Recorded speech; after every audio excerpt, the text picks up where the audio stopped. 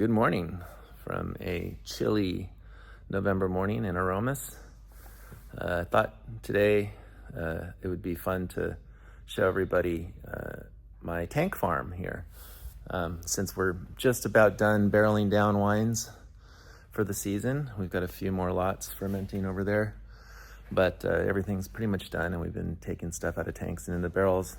Thought I'd share my unique tank naming conventions with the world. Little known fact, the federal government requires you to put serial numbers on tanks. There's no law that says those serial numbers can't be names, so my tanks are all named after musicians, primarily rhythm section people. You know, longtime drummer, percussionist here. I'm partial to the bass players and the drummers. So, when you want to talk about bass players, you gotta have a tank named Geddy.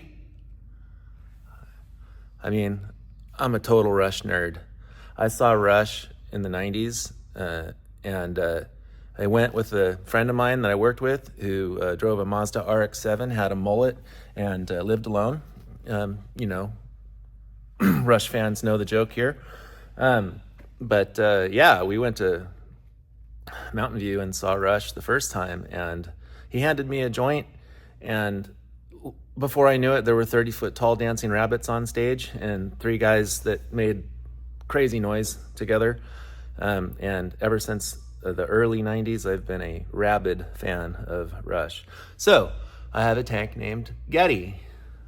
Coincidentally, I understand that Geddy Lee is a wine geek like me. And he happens to have a tank dedicated to him that ferments Pinot Noir. Some of the best, may I say. I'm not the only one that says that. Geddy, you should come visit when you're in San Jose. Anyways, so there's Geddy. Over here we've got his compadre in the rhythm section, Pratt, otherwise known as Neil Peart. One of the best drummers to ever grace the planet. Sorry, Lurks, I don't have a tank for you yet. You're a guitar player. I will. However, I'm a winemaker. We're kind of like glorified janitors. So I ran out of money. So next tank will be named Lurks. Or maybe just blah, blah, blah. So next up, over here, we have Robbie and Sly. Sly and Robbie, legendary Jamaican rhythm section, made famous by many things, but best known as the battery behind Black Uhuru in the 80s during their heyday.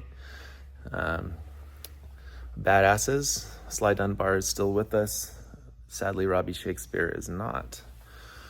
Those are great tanks. Those are 550-gallon movable tanks that have jackets, so I can keep things nice and cool, but I can move them around.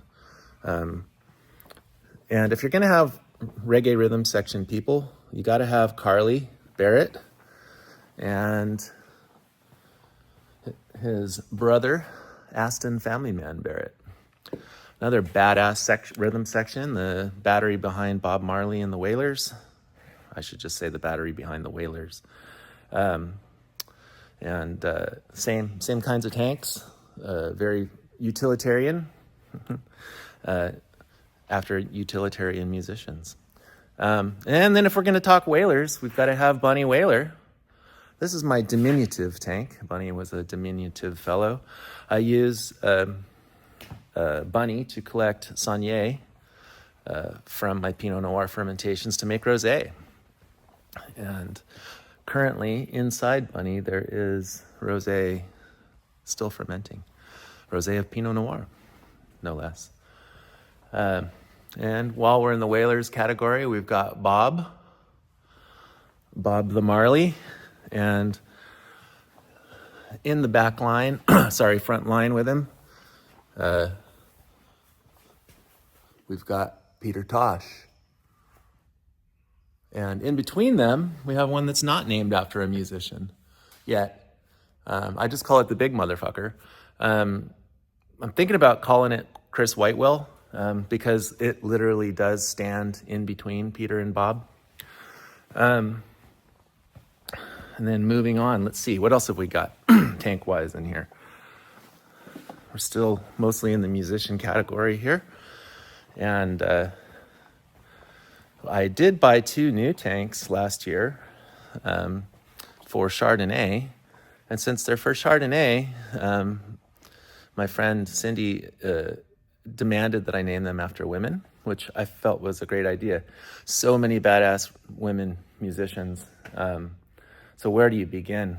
But these are Concrete Eggs. And we have Dolly and Emmy Lou. 2 gorgeous women who make gorgeous Chardonnay now in my winery. And beautiful music. And not rhythm section. Although, you know, I wouldn't put it past them. They're badass enough. So that's basically it for the music tanks. I don't have 1,000,002 tanks in here. It's a small winery. We make about 5,000 cases between me and the people that hire me to make their wines. We are almost done with the 2025 harvest. I've started putting my single vineyard stuff away in that barrel room, although I have a lot of stuff to put away today. So there we have it. Cheers.